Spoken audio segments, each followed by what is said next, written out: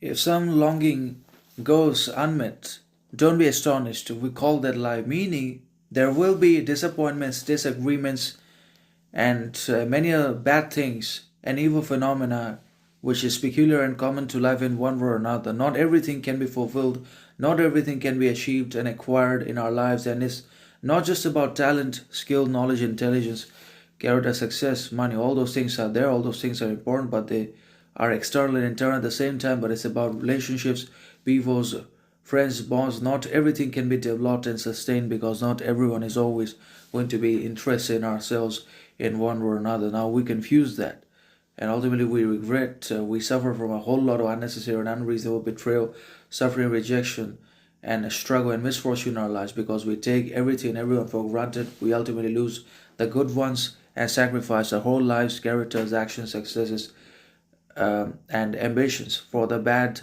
unworthy, and unreciprocal ones that don't reciprocate to our energy, that don't respect our quality, that don't admire our authenticity, that don't obviously love us back for what we provide them with, for our honesty, but they only love us for being providers or for what we are, but not for who we are as human beings. That is talented, skilled, qualitative, virtuous, authentic, and so on and so forth.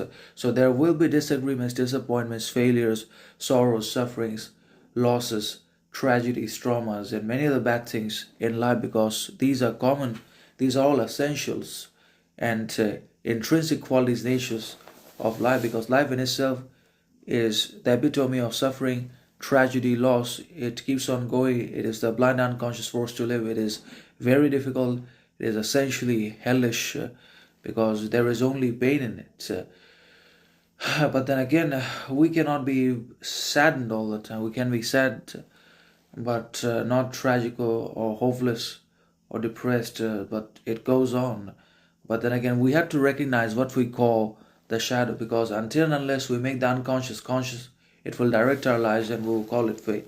So when we are able to recognize and understand the shadow within ourselves and learn to integrate and or reform it, then we stop suffering from the effects of the unhealed, unconscious, and the unintegrated shadow and the unmet needs. When we have healed and integrated the shadow, then everything suddenly changes. Despite suffering, pain, rejection, betrayal in our lives, because the shadow causes all those problems, because the shadow contains and houses all the bad things we've ever been through and avoided to recognize and repressed within ourselves. That becomes the shadow, whatever we deny and refuse about ourselves.